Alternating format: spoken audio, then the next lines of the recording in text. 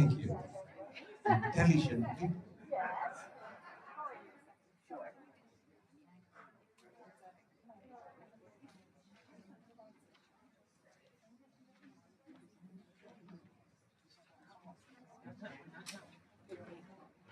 Oh, right. Okay. Okay. I'll let him know.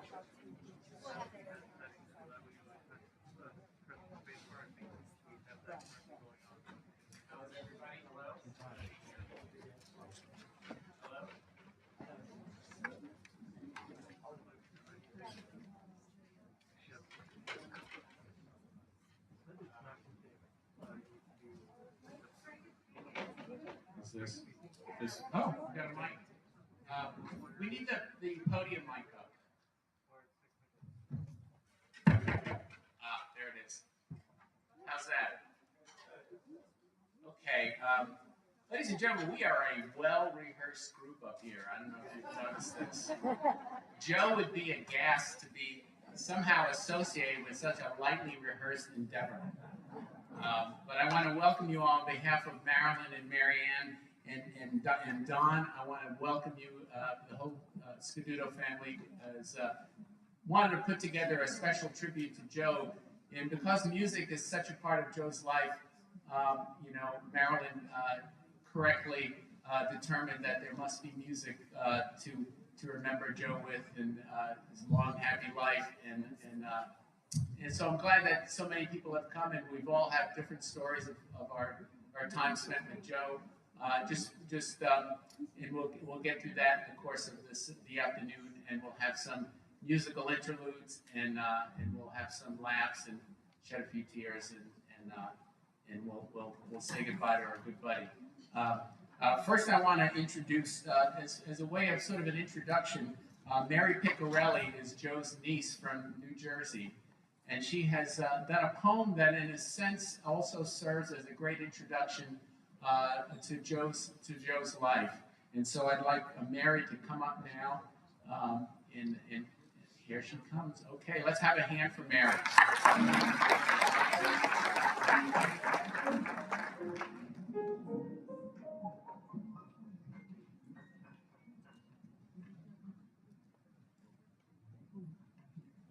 My beloved Uncle Joe, a musically talented student, a graduate of Arts High, a master's degree attained in music, an amazing career to follow, an exceptionally talented musician and arranger, piano, accordion, guitar, and mandolin, to name a few. That was my Uncle Joe. At some point in time, a career change became evident. At Seton Hall Law School, he became an honored graduate. A successful attorney, he most certainly became. A wealth of knowledge and advice clients sought to obtain. That was my Uncle Joe. Relocation to Florida, much to our family's dismay, to reclaim a career in music he had a passion for every day.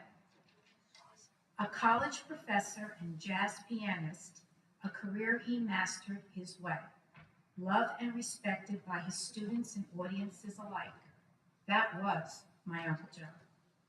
A devoted, caring father and husband he was, a kitchen where Italian dishes were prepared with love and care, placed on the table for everyone to pass around and share. Childhood and adult relationships nurtured and sustained throughout his life. That was my Uncle Joe. Stricken with a serious illness at age 65, a battle he fought day and night in order to stay alive. Stem cells from Miss Pilan, which undoubtedly saved his life. Though the odds were not stacked in his favor, he managed to survive. That was my Uncle Joe. 2 years after the transplant, life slowly returned to normal. Finally, a light at the end of an extremely long and dark tunnel. A lesson to learn: never give up the fight. All of us so grateful you were given 15 more years of life.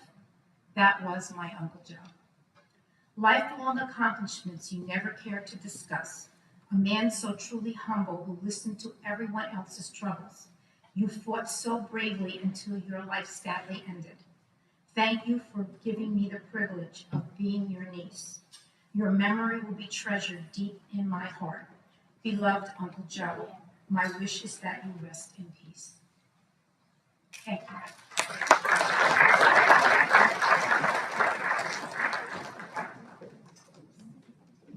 That was beautiful. Thank you very much, Mary. Okay, let's see. What do we have next? We have. I'd like to bring up Lisa Remnick. Where's Lisa? Is Lisa here? Oh, backstage. Very crafty. Good. Okay. Lisa, why don't you actually, when you go over there, tell the audience a little bit about how you came to collaborate with Joe. Lisa's a terrific singer, and she and Joe worked together for years. And tell a little bit of the story about how you guys met and how you came to collaborate with Joe, and then do us a couple of songs. Okay. I had the privilege of being introduced to Joe through Norman Kubrin. He was another wonderful pianist, and Joe was looking for a gal to help with his dance band that he had. I don't know if you realize that. He was an extraordinary musician, first of all. So when I came in the first time so he could hear me, he said, "You know, I love your voice." He says, "But why are you whispering?" And I guess it was because I had always worked in small venues where people were eating. So he got me through that. He coached me through that. He said, "Come on, sing out." And I ended up singing things like "I Will Survive" and things like that under Joe's tutelage. But he was a joy to work with, to be with, and to learn from. And I've learned a great deal from him. The first song I wanted to sing in his honor is one of his favorite songs, actually, and he told me the story behind it. He had this sheet music when he was a young man, and it's from a movie called Roadhouse. And the beautiful woman on the front he had thought was absolutely extraordinary, and he really fantasized about her until he saw the movie. Apparently she's a little tough, but the music is absolutely extraordinary, and I can see why he loved this song.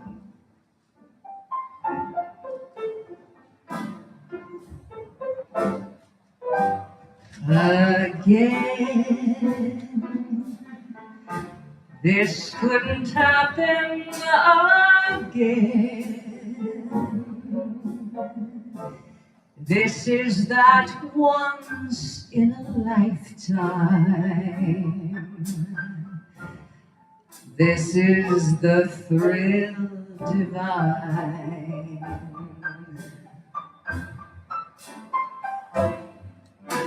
Once more, this never happened before. Though I have prayed for a lifetime, that such as you would suddenly be mine to hold as I'm holding you now, and yet never so near. Mine to have when the now and the here disappear. What matters, dear, for when this doesn't happen again, we'll have this moment forever, but never ever again.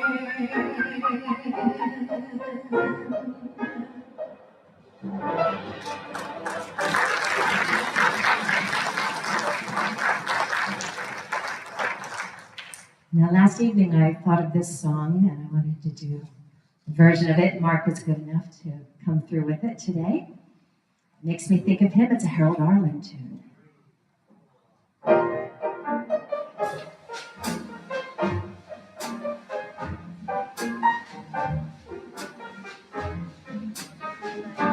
It seems like happiness is just a thing called joy.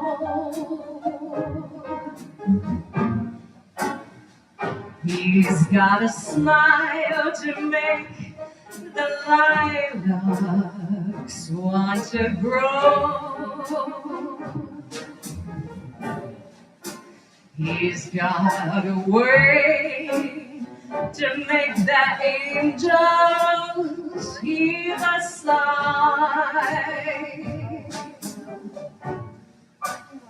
when they know that our joys passing by.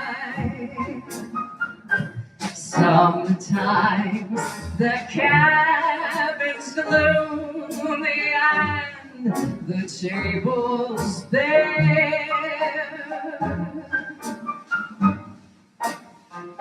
Then he'll kiss me and it's Christmas everywhere.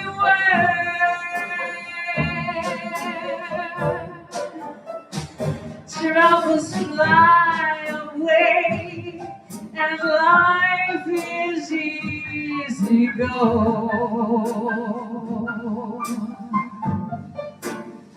Does he love me good? That's all I need to know. Seems like happiness is just a thing for Joe.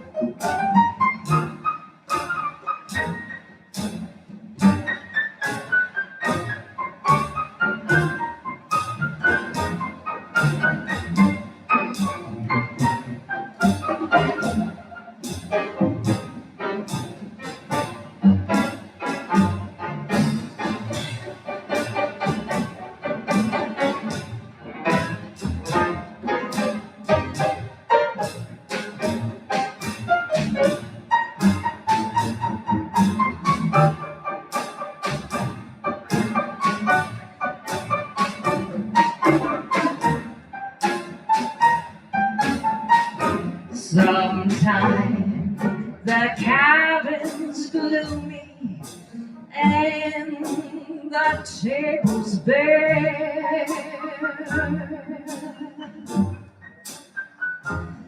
Then he'll kiss me and it's Christmas everywhere.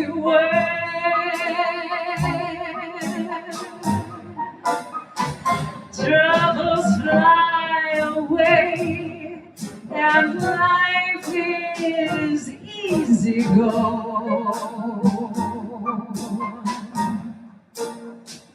Does he love me good? That's all I need to know. Seems like happiness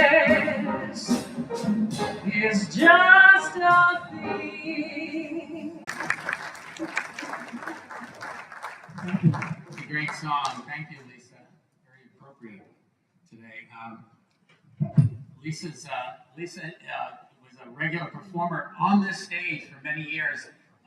There's a guy out in the audience today named Kevin who is responsible for putting together these variety shows we did once a year, the Jupiter Life Will Learn. Kevin, where are you?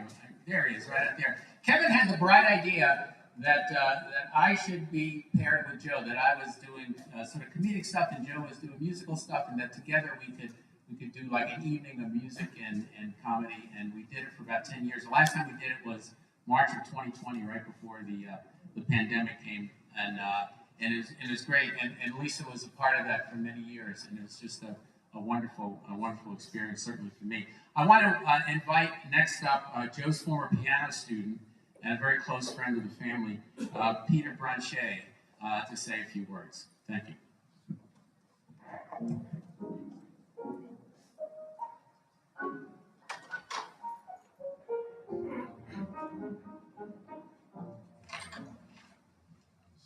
Hello.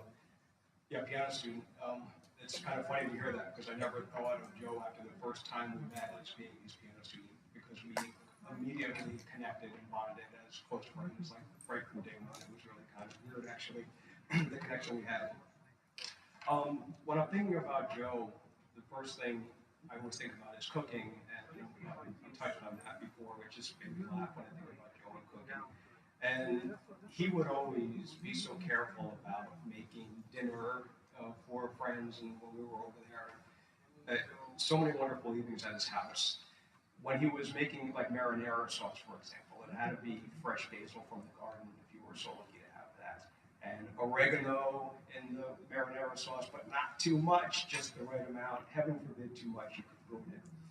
When you're cooking mussels in a pot, just throw a big pot of mussels in and just let them cook with the cover on. Not Joe. Every mussel had to be washed individually and taken out as it was done perfectly, so it wouldn't be too rubbery. If you have a mango tree in your backyard like Joe did, and you love to share those mangoes with other people, they had to be perfectly ripe, just the right blush of color to them, just the right sweetness. If not, they go in a paper bag and they sit there for a couple days until he's ready to give them to you. And he took such great joy in sharing those with people. When he was playing the piano and what he was trying to show me was when you're playing a chord, you want to add just the right amount of tension to a chord, a flat 9, a flat 13, not too much, just the right amount of tension before you resolve back to the tonic. I was thinking about a story that Joe told me when him and Marilyn went to France and they went to Paris. It was a number of years ago, but that story just stuck with me because it was so funny. So they were there on a tour bus in Paris, and the tour bus is going down through the plaza where the Eiffel Tower is, and everyone's on the bus, and they're going down there, and it's, I guess, a beautiful day, the way he was describing it. And key to this story is this was not Joe's first time to Paris. That's key. So they're there on the tour bus, and everyone's looking out the window, and they're seeing the Eiffel Tower there. And, I say to Joe, well, that sounds fantastic, and it sounds like a wonderful day. So how was it? How was, being there and seeing it? And he says to me, as only Joe could say, and I quote, I didn't even look out the window. I already saw that fucking thing. So, and you guys know Joe, and that's just the way he was. Those tiniest little details are so important. Some big, huge things in life, once you've had those things, you can let them go and move on. I haven't known Joe that long. I know a lot of you guys have known Joe a lot longer. I've only known him for about 20, 25 years. And I know a lot of you guys have known him for much longer than that. I did first meet him when I wanted to learn more about playing piano. He tried to show me to play in his style. I could never hope to even approach that at all. I was sitting home and playing my piano in my living room, and Joe was just like this wonderful pianist, but he was a great aspiration to me. I was passionate about learning to play, and I think Joe appreciated that and saw that in me and admired that in me, and of course I appreciated his ability and willingness to try and show me what he could. Our friendship grew quickly from music to the love of food and travel and other things about life, and it kind of moved away from music actually over the years. And he became one of my closest and dearest friends that I ever had. It's funny because in later years, most of our conversations, like I said, were revolved around food, and I could call him up and say, hey Joe, how do you make that shrimp parmesan that you served the other night? Do you cook it first, fry it? How the heck do you do that? How long do you simmer brajol in the marinara sauce? Do you have to fry it first? Is it an hour, half an hour, all day? I have no idea. What the heck is a cardoon? He never told me what a cardoon was. I don't know how to cook it. But he used to talk about cardoons. We would talk on the phone for an hour about nothing, and it was wonderful. I love that. When we discussed music, however, our taste didn't always agree. I loved Shirley Horn. Joe didn't so much. I loved Tony Bennett. Joe was not crazy about Tony. we were in the car together, or Joe came to my house, and I might have had Billie Holiday playing on the radio. He was not shy about saying, "Could you please turn that blank off?" He had very particular taste in the music that he loved. One artist that we both agreed on was Leonard Bernstein. And Bernstein, as you probably know, was most famous for writing West Side Story. Earlier, though, he wrote the score to On the Town, which was a Broadway musical that was adapted into a film directed by Gene Kelly and starring Frank Sinatra in 1949. And one of the tunes from On the Town that Joe and I both liked, enjoyed, and discussed was Some Other Time. And when Joe passed, it was just one of those tunes that for some reason just popped into my head and just kind of stuck there. I'd be out for a walk and those lyrics just kept running through my mind. Beautiful lyrics, and I wanted to share them with you. I'm not a singer. I'm just going to read them out to you. So the lyrics from Some Other Time, they ask the question about time that we've spent together. And they go, where is the time all gone to? We haven't done half the things we want to. Oh well, we'll catch up some other time. This day was just a token. Too many words are still unspoken. Oh well, we'll catch up some other time. Just when the fun is starting, comes the time for parting. But let's be glad for what we've had and what's to come. There's so much more embracing, still to be had, but time is racing. Oh well, we'll catch up some other time. And I think those are just beautiful lyrics from that show. Shifting gears a little bit, in 1968, Phyllis Diller from Lima, Ohio, released an album titled Born to Sing. And I think that album might be out in the lobby for you to take a look at. I hope it's out there. Phyllis was not only a comedian, but she was an accomplished pianist. I personally liked her because she kind of dabbled more in blue comedy, really only making fun of herself and not other people. So she released this album in 1968 called Born to Sing. And some of the tracks included Hello Young Lovers, The Man I Love, One for My Baby, and this one I particularly like, Nobody Makes a Pass at Me. Imagine that from Phyllis. The album's music was arranged and conducted by Joey Scott, as it says on the album, from 1968. And I want to paraphrase some of the liner notes because they're pretty funny, actually. They say that the Columbia Broadcasting System is issuing stereo album CS9523 for the following reasons. Mrs. Diller's attorney writes a very tough contract. There's music in those tiny grooves, and everyone knows that music is the speech of angels, the sweet and healing balm for troubles, the universal tongue, the greatest good that mortals know. Number 3, the only sound out of Lima, Ohio shouldn't be the bean. Number 4, Columbia Records lost the toss. Number 5, at the time it seemed like a good idea. Number 6, Mrs. Diller's attorney writes a very tough contract. Number 7, my favorite, Joey Scott needed the work. And finally, number 8, a supermarket operator in Fargo told us he could sell a copy. We don't know if Phyllis's husband, Fang, ever agreed with the singing or the musical arrangements, but the album does exist. I want to share a few words with you from Kurt Vonnegut. He wrote that when a person dies, he only appears to die.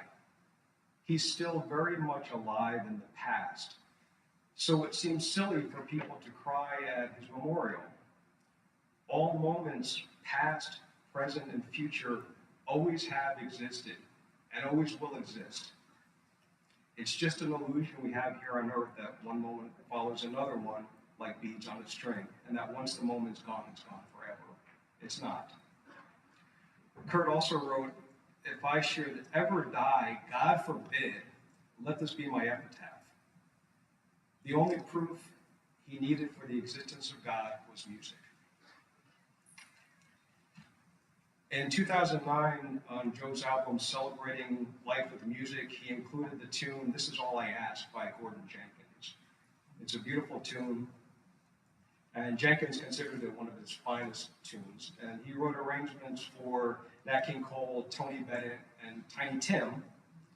And Tony Bennett has been singing this song up until his 95th birthday celebration at Radio City Music Hall not that long ago.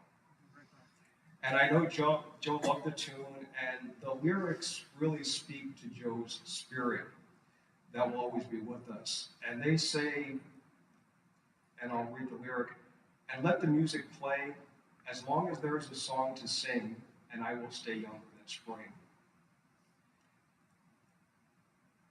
Joe, I love you and I miss you.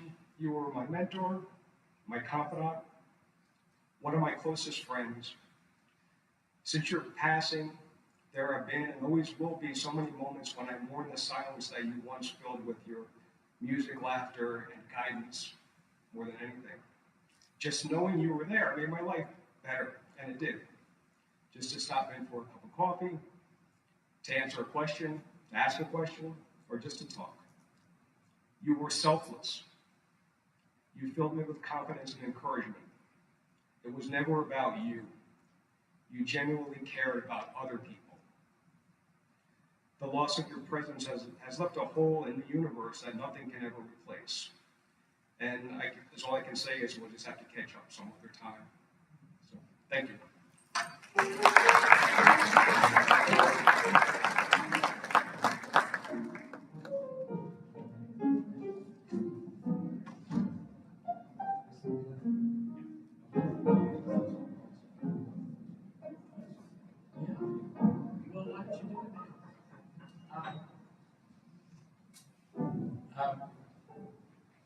Peter's going to get up and play a little song, and I think it's appropriate being that Joe taught him.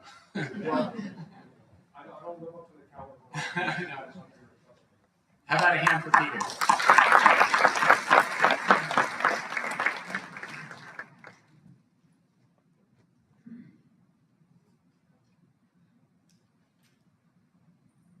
It seemed like an appropriate tune for what we've all been dealing with.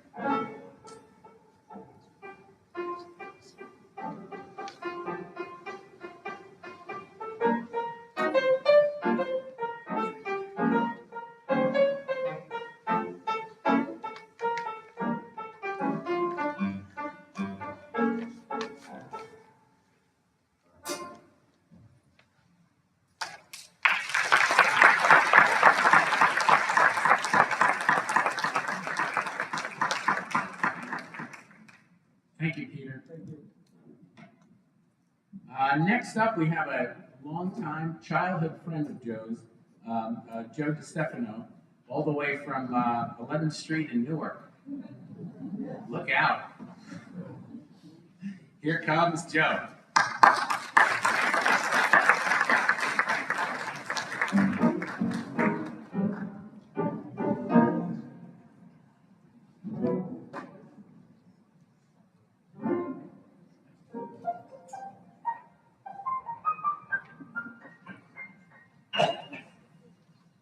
Before I get started, I'd like to clarify what a gardoon is. A gardoon is a wild rhubarb which you can't buy in the store. You have to go out in the woods, in the fields, if you could find them, and pick them. And then it was a real process in cooking them. And Joe and I, our mothers and fathers actually, were the ones that used to prepare them. And to be honest with you, I would rather eat a cardoon than a steak. They were phenomenal. But anyway, as I say, or as I was, Joe and I, we grew up across the street from each other in Newark, New Jersey. Both sons of Italian immigrants, actually Sicilian immigrants. They make a distinction at times. I was always out with the guys, hanging out on the corner and playing, and Joe was upstairs practicing his accordion, strongly encouraged by his mother, Mary. She strongly encouraged him, or she made him practice every day. We had parallel lives. First, as musicians, I guess most of you know who we worked with and who I worked with. And throughout the country, and later Joe went to law school, and I became a dentist. What a switch. Joe went, through the years, we remained good friends. One evening, my wife Jeanette and I went to a nightclub called the Carriage House for a drink and some dancing. When we returned to our table, Joe and Marilyn had taken over our table. And that was the beginning of many Friday and Saturday night dinners in Glen Ridge, in North Cornwall, and various restaurants. Joe was a great cook, as you were told. He really was. And he shared many recipes, and we always had dinners almost every week at his house or my house. And then Joe and Marilyn were blessed with their daughter, Mary Ann. Excuse me. They honored us by asking that we be her godparents. We forever became AJ and UJ. When Joe and Marilyn moved to Florida, our friendship continued with many visits, phone calls at least once a week with Joe and I, discussing many of our old times. We reminisced about our early years, family and friends, with the strange names. In Newark, I have to say this, Jeanette, we all had nicknames. I was Joe the Count. My brother was Louis Eyeballs. Joe lived in the house across the street from us, and upstairs was Angelo Provolone. Everyone had a nickname.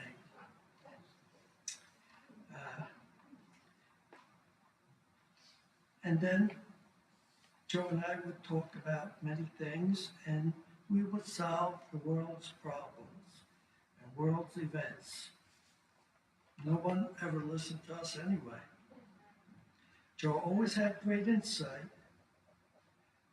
We always asked Joe, Jeanette and I did, to play the song Unforgettable.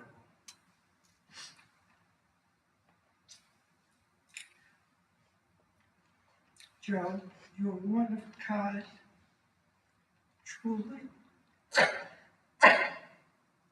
unforgettable.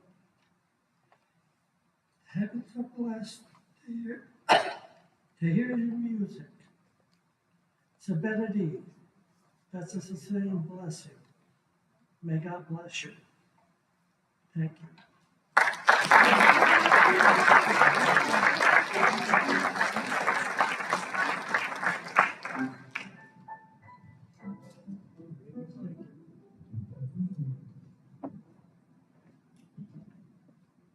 I had no inkling Joe was Italian. It's true at first. I mean, Joe's Scott. And the first inkling I had, we were thinking about songs to do. And I said, Joe, there's this Italian song that Lou Monte used to do. It's called Peppino Sulla.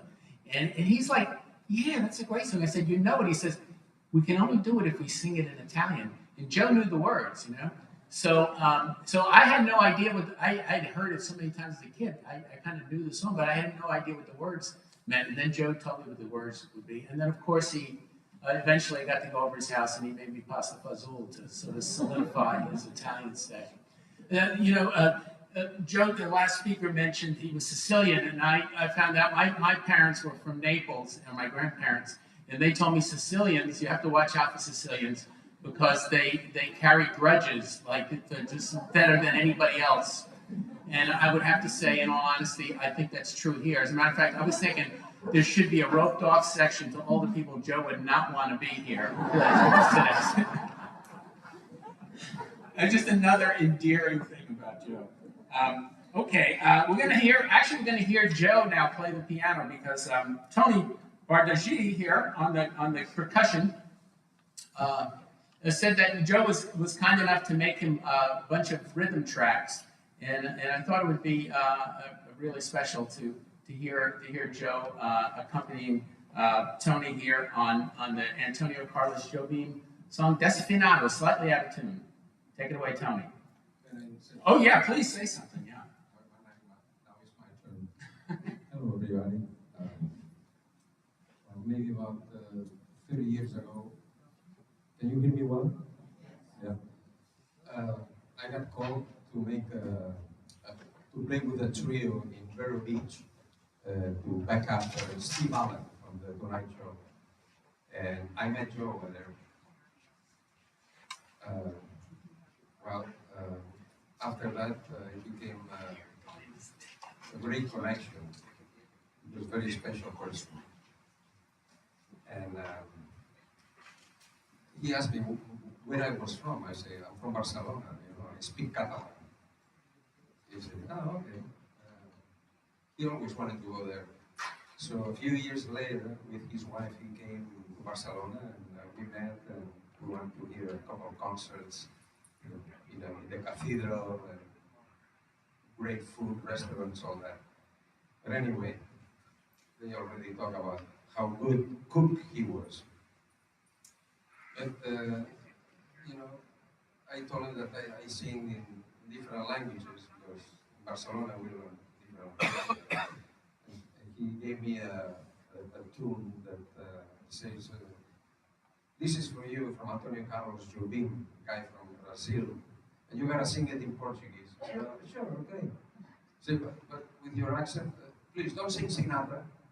I said, yeah, okay. So anyway, he became my best friend, Joe Scott. I miss him a lot. And we're gonna do this song for all of you. You like? Okay. And this is his track.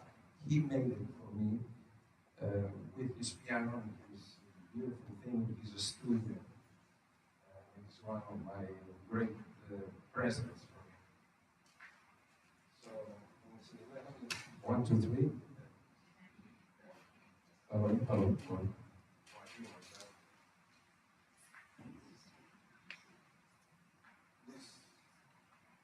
This song is called Desafinado, which means out of tune.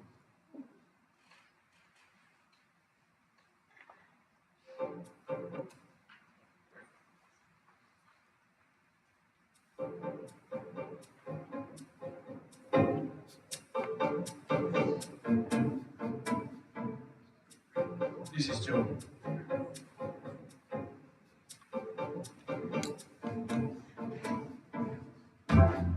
Se você disser que desafio amor, saiba que estou em mim, provoca imensa dor. Sou privilegiado, tenho ouvido igual a seu. Eu posso apenas o que Deus me deu.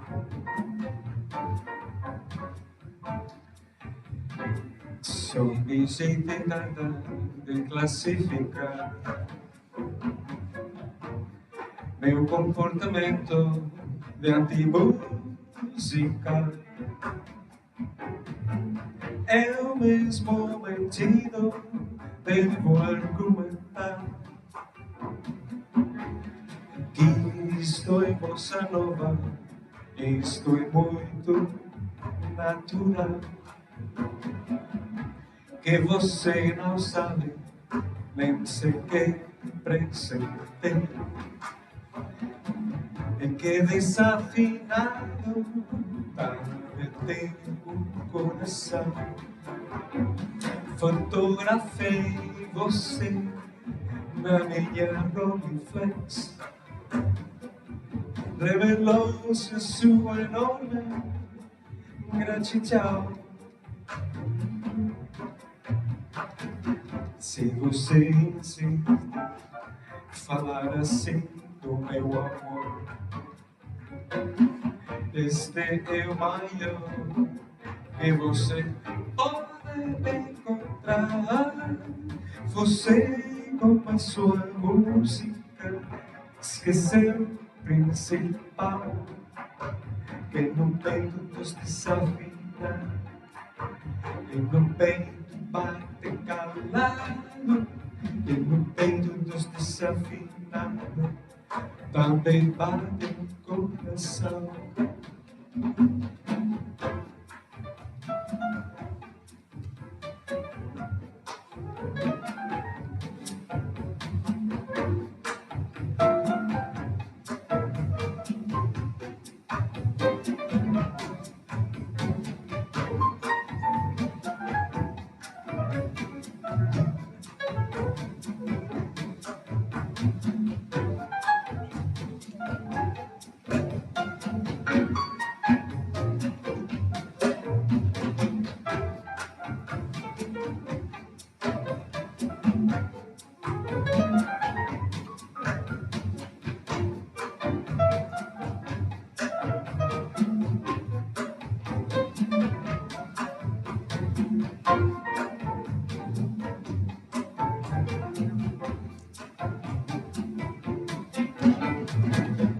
Isto é coisa nova, isto é muito natural. Que você não sabe, nem sequer este presente. Que desafinado tem o coração. Fotografei você na minha Rolleiflex. Revelou-se a sua enorme gratidão. Só não poderá falar assim do meu amor. Este é o maior que você pode encontrar. Você com a sua música esqueceu principal, que no peito dos desafinados, no fundo do peito bate calado, que no peito dos desafinados também bate o coração. remembrance.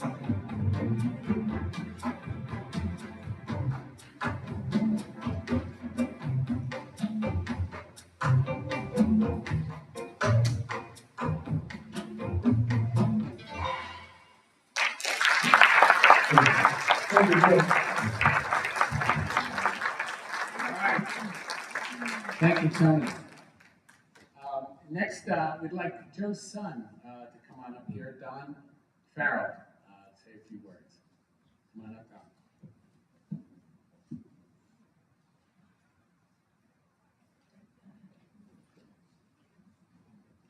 Don. Yep. Hello. It warms my heart that you all care about my father. Thanks for being here. I appreciate it. I was so blessed to become Joe Scaduto's son when I was about 7 years old and to be part of the beautiful Scaduto family. I never felt that our love was any different than if we had been blood related. I'm forever grateful for the influence my upbringing had on me. Many of my best character traits, I'm not a caricature, exist because of my father and because of his influence. The spirit of my father lives on within me and within who I've become as an adult. Creativity, playful irreverence, balanced by tradition, discipline, motivation to develop technical skills in pursuit of one's art. I often hear my dad in the things that I say and see him in the things that I do, and I'm a much better person because of it. I'm eternally grateful. I don't know what else to say, really. I was afraid to even come up here because it's so hard to say anything. But thanks again.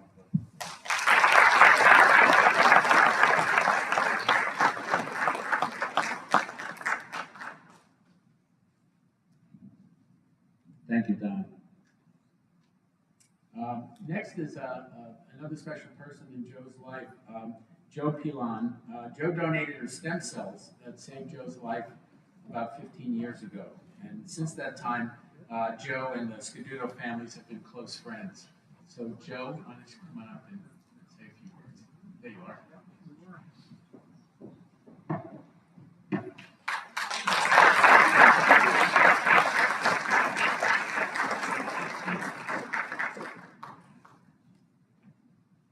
Very scary, so I put it on my iPad so it would shake my paper.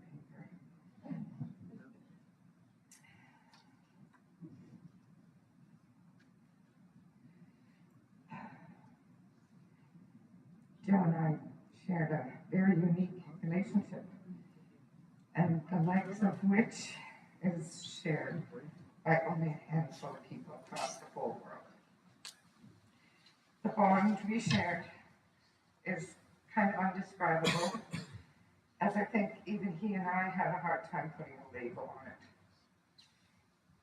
Initially, it was a genetic bond, not unlike a parent and a child. And in this situation, I was the parent, and he was the child. All our genetic information was then matched in a really unique kind of way.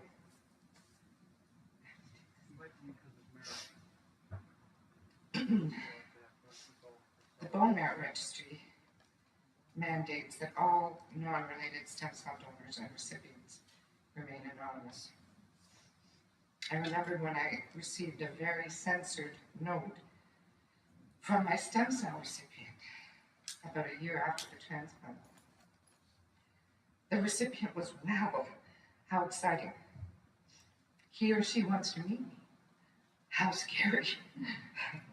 At this point in the process, Canadian Blood Services warns us that we have to be careful in this. You may not have anything in common with your recipient.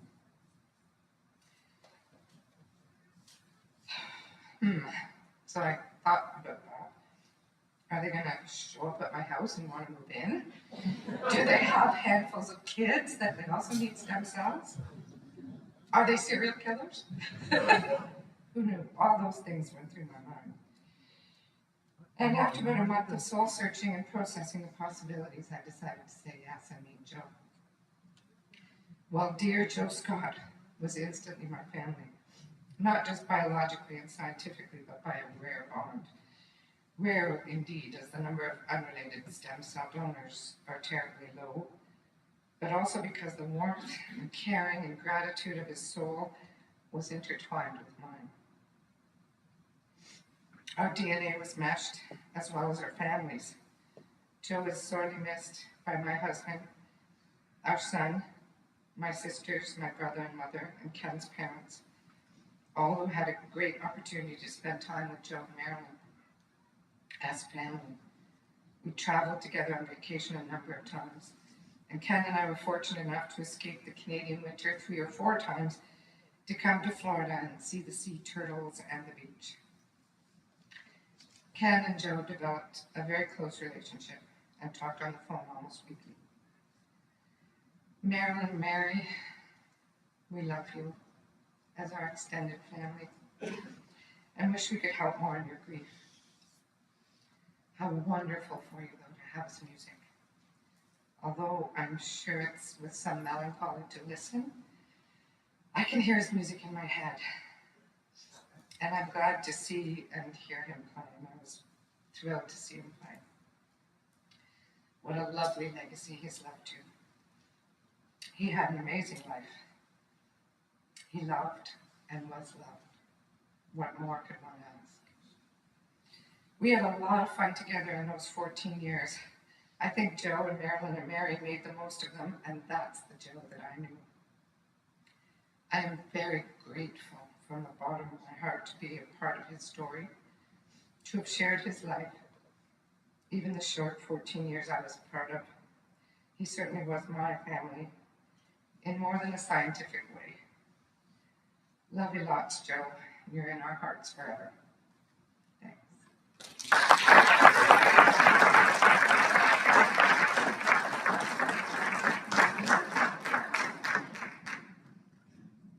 Thank you, Joe.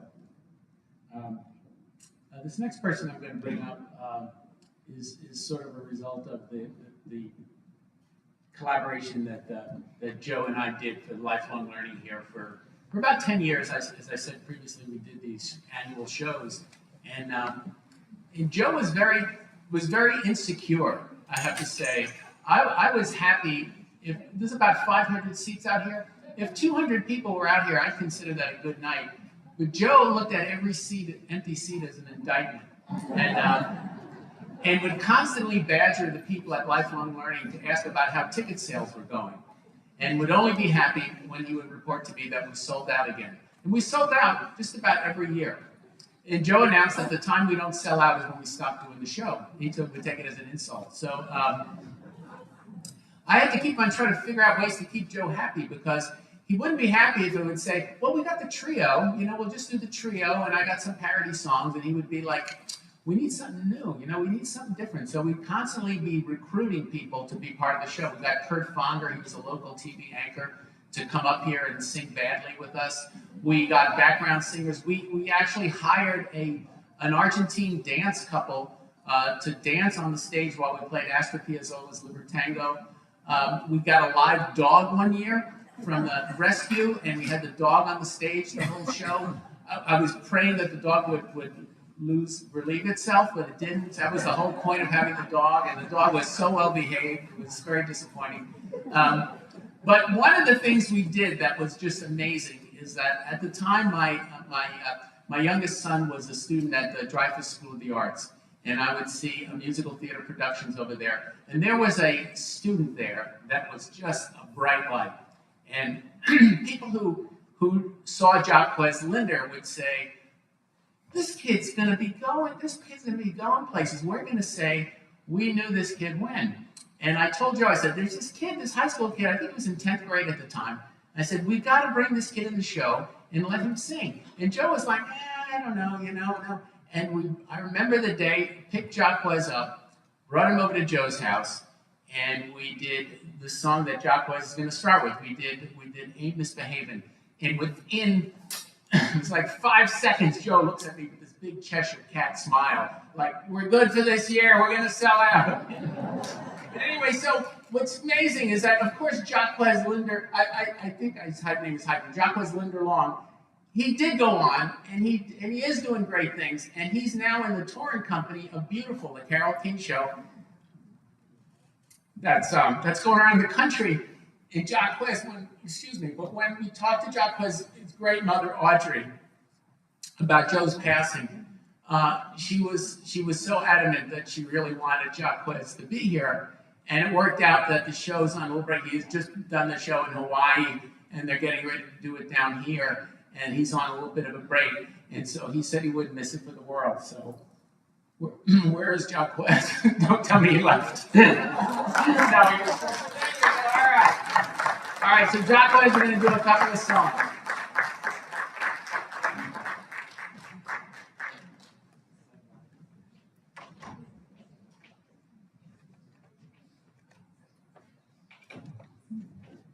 Testing.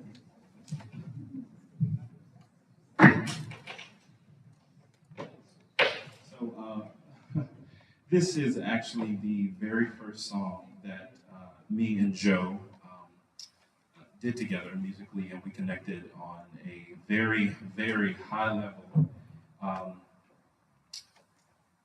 Joe, it was truly a blessing and an honor to know Joe, and we connected through music so fast. I remember him getting up from the piano, coming to me and just hugging me, and then he sits back down and he's just like, "What else do you know?" And I had to keep up, so I listened to 100.3 to make sure that I was updated with all the songs, and this is the first song we ever did together. So let's.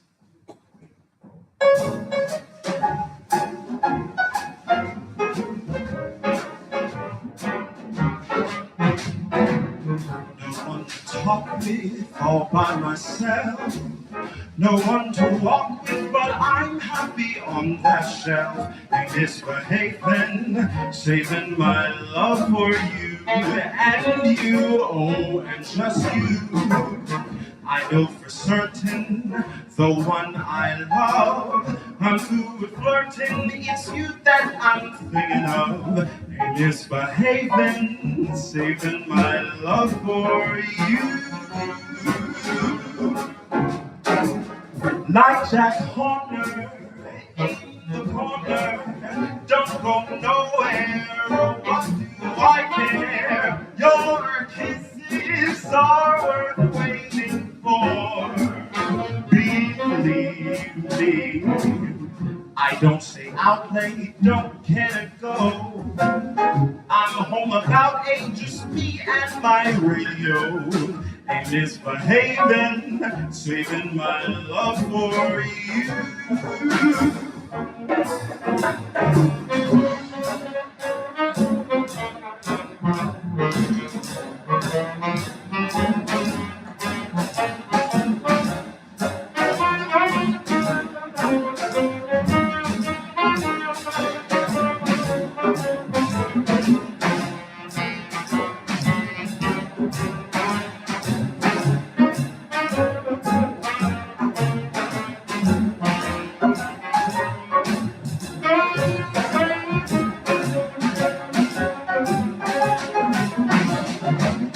Like Jack Horner in the corner, don't go nowhere, what do I care? Your kisses are worth waiting for. Believe me, I don't stay out late, don't care to go. I'm home about 8, just me and my radio. And just saving my love for you. Hey, misbehaving, saving my love for you. Oh.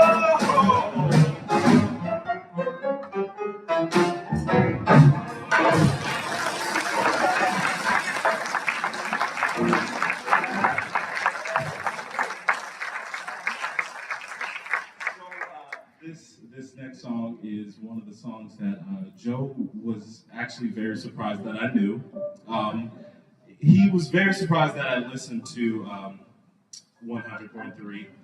And he was just, the very first time I told him, he was just like, "You listen to that?" And I'm like, "Yeah, Joe, I listen to it. I love it." He's like, "No." I'm like, "Yeah, no, yeah." He asked me, he sat back down, and he was just like, "What kind of ballads do you know?" And I tell him this.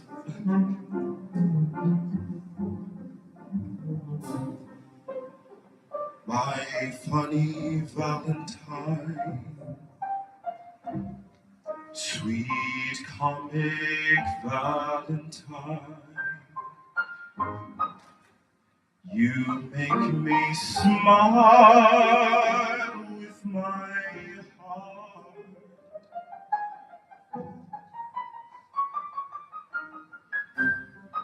Your looks are laughable, unphotographable. Yes, you're my favorite work of art. Is your figure less than Greek? Is your mouth a little weak? When you open it to speak, are you smart? Don't change your hair for me. Not if you care for me. Stay, little Valentine. Stay.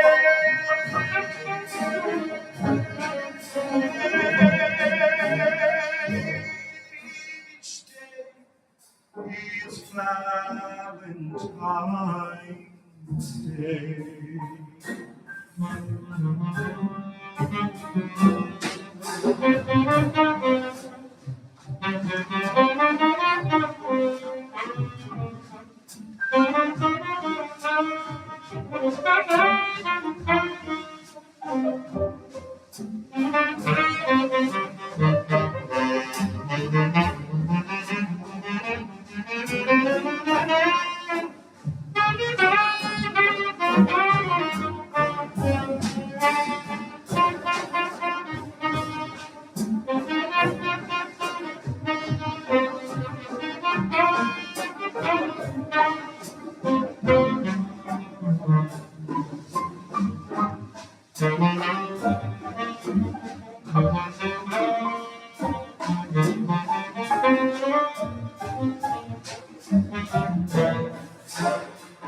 Is your figure less than Greek?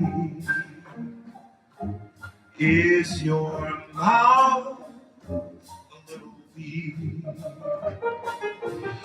When you open it to speak, are you smart?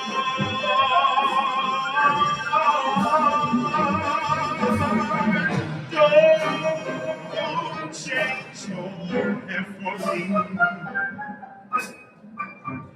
Not if you care for me.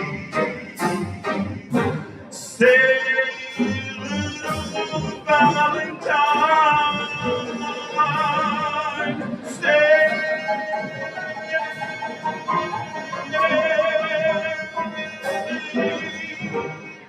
Each day is Valentine's.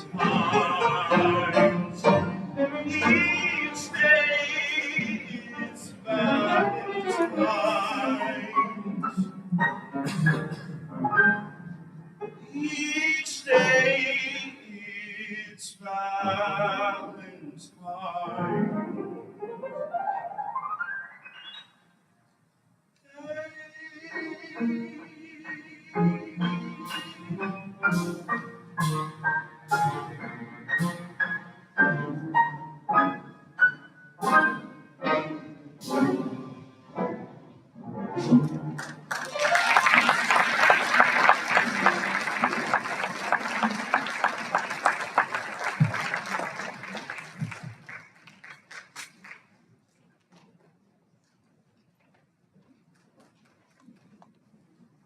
Another round of applause for Josh Black.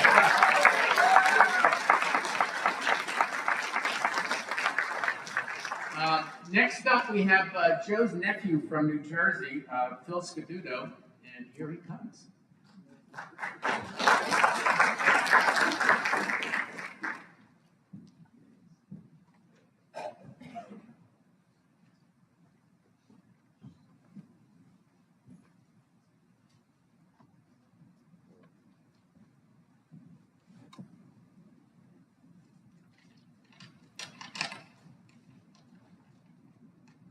What an extraordinary afternoon for an extraordinary man. It's such a wonderful day to remember Joe Scaduto, my uncle, with all of you. I just want to start off by saying thank you to Marilyn and Marianne, and Donnie was pitching in today also to put this together. It's very special. And Mary and I were just saying how something you never forget. However, knowing my Uncle Joe, he, as everyone has said, he would really deflect the spotlight from himself. And I know he did not like being a center of attention. And I could just hear him, I could just imagine him being appalled at all these people here just for him today. And kind of looking over and saying, I can't handle it, and just walk out. Joe Scaduto occupied a special place in the Scaduto family. He was beloved by his sister Angie, who predeceased him, as well as his older brother Dominic, my father, who at 94 will view this on YouTube. He was the quintessential self-made life, rising from very humble beginnings in a simple home in Newark, as Joe alluded to working in the music industry as an arranger and conductor with some of the biggest names in the entertainment business. He then made a remarkable midlife change, as my sister Mary mentioned, when he entered the law profession, becoming a successful attorney in Nutley, New Jersey, before ultimately moving to his beloved Florida and resuming his great passion, music, with all of these wonderful people. His ability to transition between such divergent careers always amazed all of us in the family and speaks volumes of his intellect. In this latter role in music, he both performed and taught and brought great happiness to many. However, this brief biography does not capture who Joe really was. He had a complex, very inquisitive mind that I got to know well over the years. He loved the country. He loved the U.S., as his mom did. And he had a great concern and respect for the country. And we would have also, as others have mentioned, those long conversations about politics and the state of the world, and generally solve most of the problems. These discussions about the world were always enriching for me and fun. He read widely on many subjects and loved to discuss his discoveries. He and Marilyn loved to travel the world and would relish their time exploring other countries and other cultures. He survived a devastating illness, leukemia, through determination, family support, and wonderful physicians. Through the grace and sacrifice of his marrow donor, Joe Pilon, he was granted another 15 years of life, which he lived to the fullness. Thank you, Joe and Ken. He went on to have a remarkable relationship with Joe and her family, as she alluded to, with multiple visits together. Another characteristic of who my Uncle Joe was involved his handling of his illness. We had many conversations when he was ill. But what amazed me, I never heard him utter the words, "Why me?" or express any self-pity, no matter how arduous the treatment. Not once. Just wasn't part of who he was. He just fought through. Though he was never really comfortable in the world of structured religion, he was one of the more spiritual people I met in my life, and expressed a wonder and amazement at the work of nature around him. I was always fascinated by the trees, the flowers, and the animals down there. He always saw a higher power at work that awed him, and he spoke often of it. He loved his wife, Marilyn, and his children, Mary Ann and Donnie, with a fire and passion that influenced all his actions. In all his success in the law and music fields, he retained the simple values of his Italian heritage.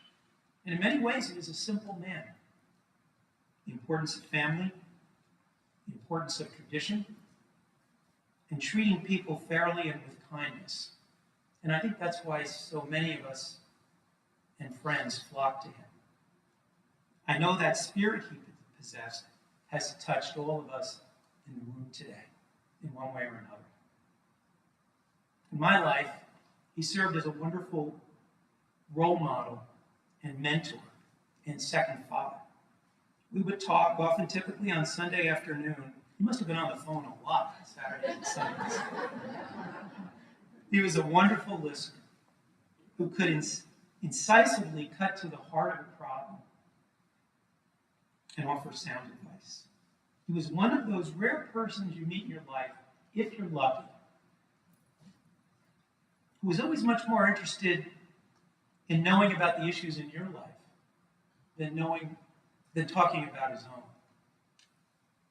In our family, though he was 1,200 miles away in Florida, his opinion loomed large and was always sought, especially by my sister Mary and myself, on virtually any issue, but particularly family matters, as you can imagine. The frequent reference in family discussions up north was, "What does Uncle Joe think about that?" And it carried weight. I think one of his greatest enjoyments in life, one of his passions, was having the people he loved come down to Florida and visit. He would really emotionally ramp up for these times, supervising trips to the beach, taking people to various tourist spots such as Cape Canaveral or Jonathan Dickinson State Park. Relaxed and tanned, he was the picture of the happy Floridian. He was the picture of the happy Floridian. But best of all, as other speakers have said, and I'll really try not to be redundant, he would always at some point end up in the kitchen making dinner for whoever was visiting. His home-cooked meals were legendary, and he was a virtuoso in the kitchen. He was also a wonderful raconteur and would entertain us when we visited with stories of the family and growing up in Newark, which were always amusing. His life was rich in the only currency that really matters, his wealth of friends and family who loved him. As for me, my Sunday afternoons are a little sadder and a little lonelier without his conversation. But I'll bet he's putting out some great music in the world above. Aren't they lucky?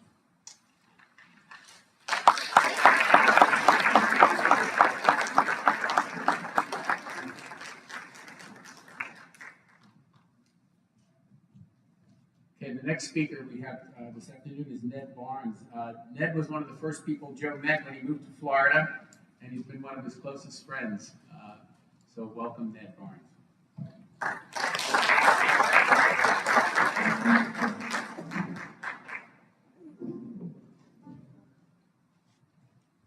Good afternoon, everyone. My name is Ned Barnes, and I have known Joe Scaduto, Joe Scott, for more than 30 years.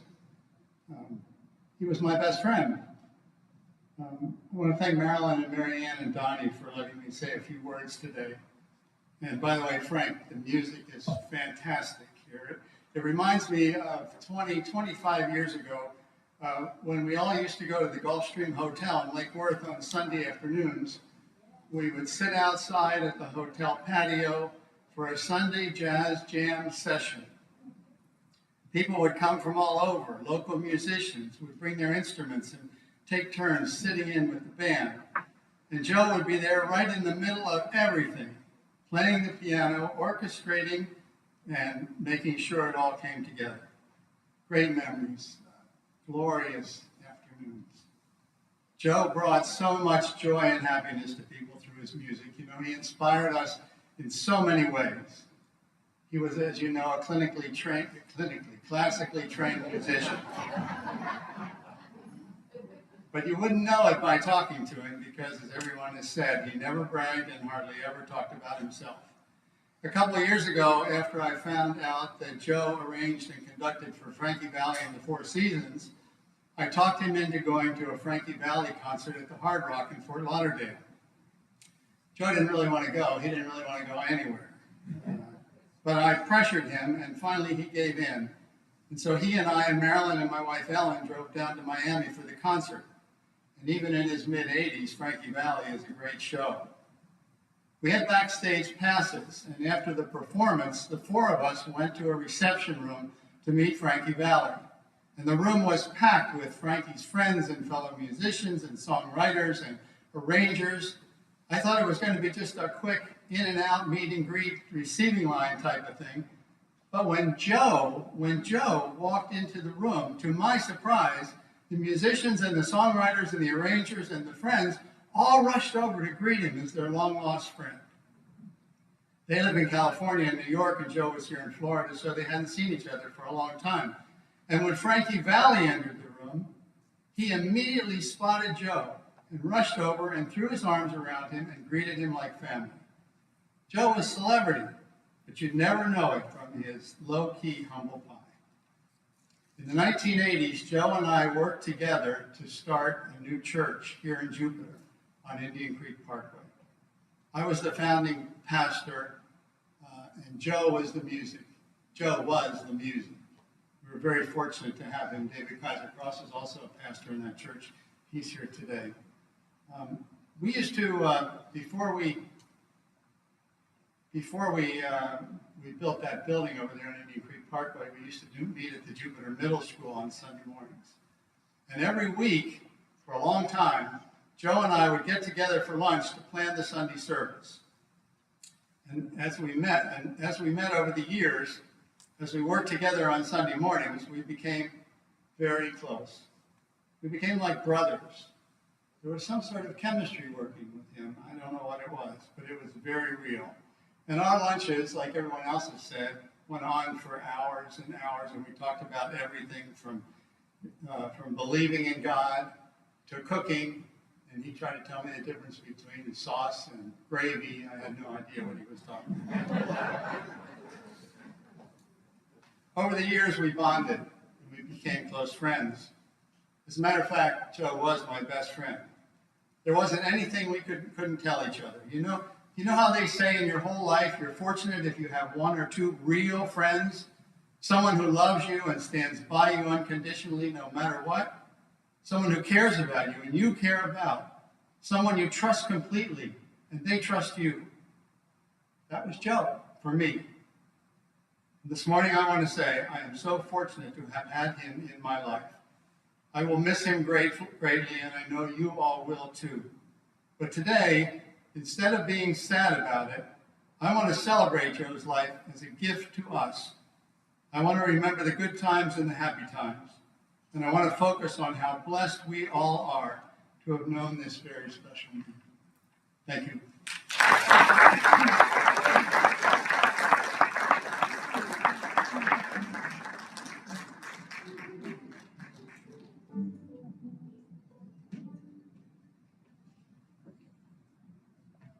Hello, for those of you who don't know me, which I think is approximately zero of you, I'm Joe's daughter, Marianne. I just wanted to say some thank yous before we close out. I wanted to thank everybody on stage, especially Mark, Dave, Carl, Tony, the singers, Lisa and Jacquez, and also Frank, for playing music, filling the space with music. I especially want to thank Frank for helping us ringlead this whole thing. We couldn't have done it without him. Everyone, could you please give her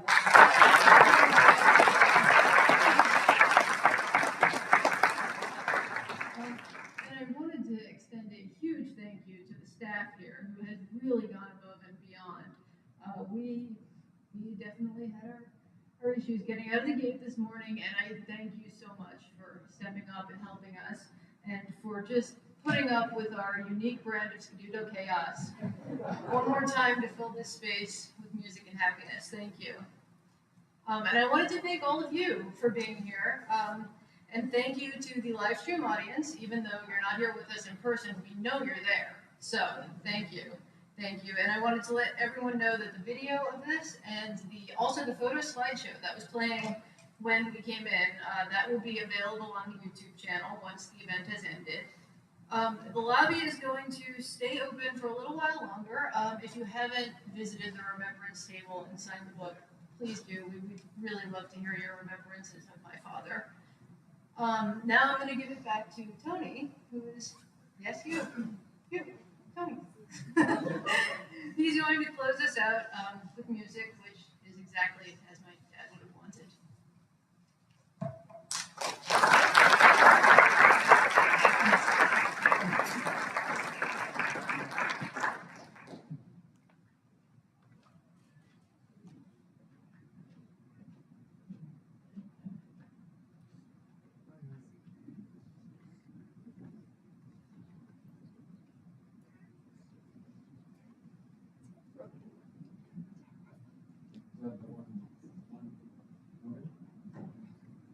Okay, this is another beautiful track that Joe made for all of us.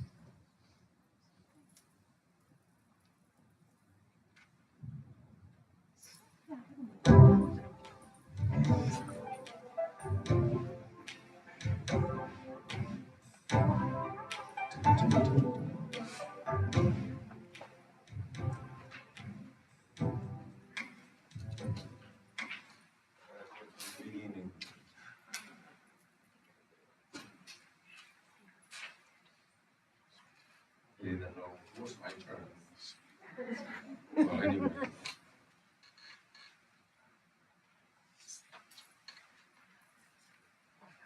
Okay, let's do it again.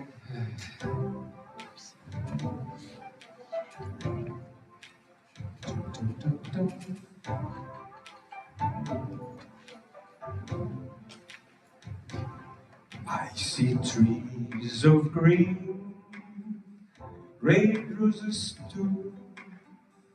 I see them bloom for me and you. And I think to myself, what a wonderful world.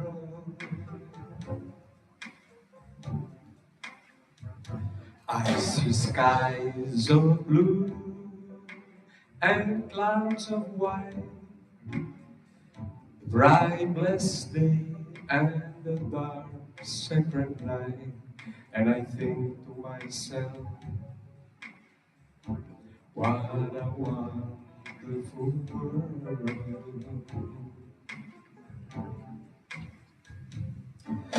The colors of the rainbow, so pretty in the sky, are also on the faces of people going by.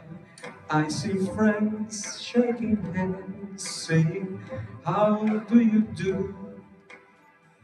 They really say, I love you. I hear babies that cry, I watch them grow. They learn much more than I ever know. And I think to myself, what a wonderful world. And then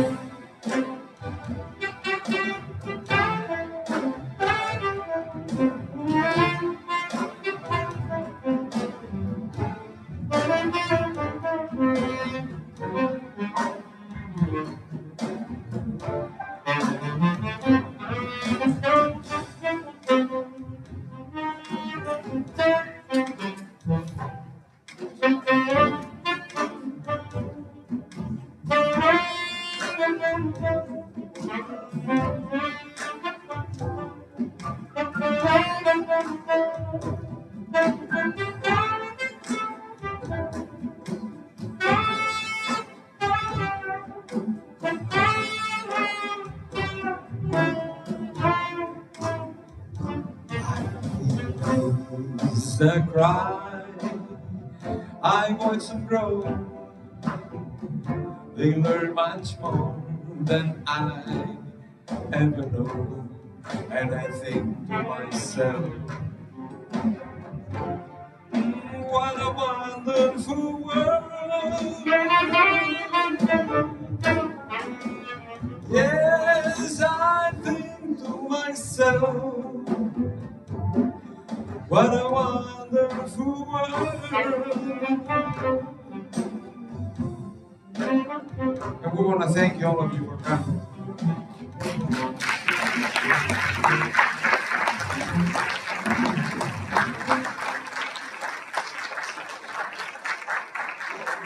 Thank you very much.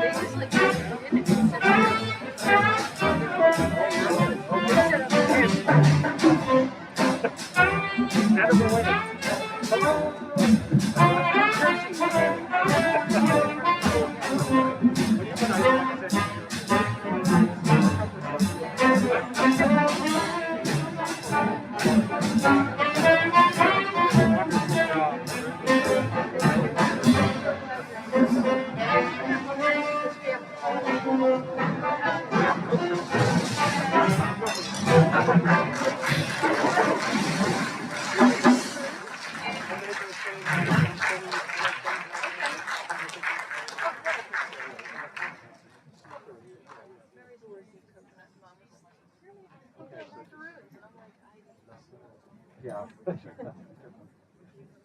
actually, the way I found out was I also made very good pasta. And she was like, "See about that." He does, yeah. Very much so. Yes. Oh my gosh. I'm like all scattered here. Yeah, I know. To do. And my mom she's just got to worry about her train all the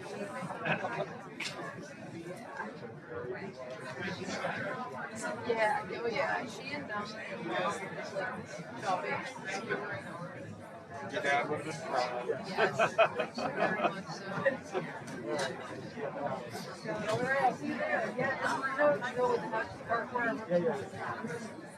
We're gonna, I guess, clean up here as soon as we can. Alright, let me go right here. I probably shouldn't have been having that long conversation with my daughter's house.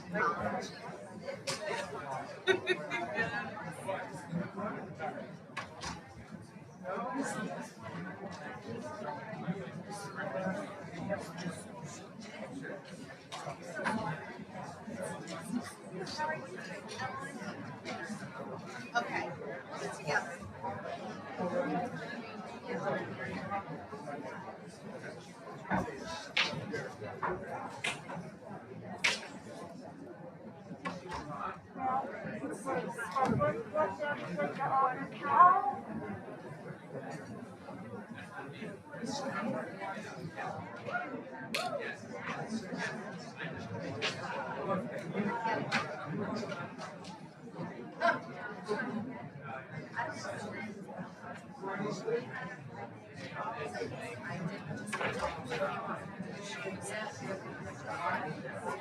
Yeah.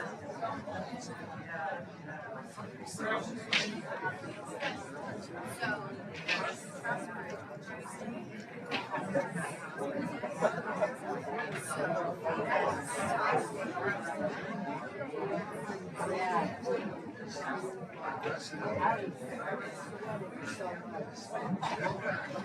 No.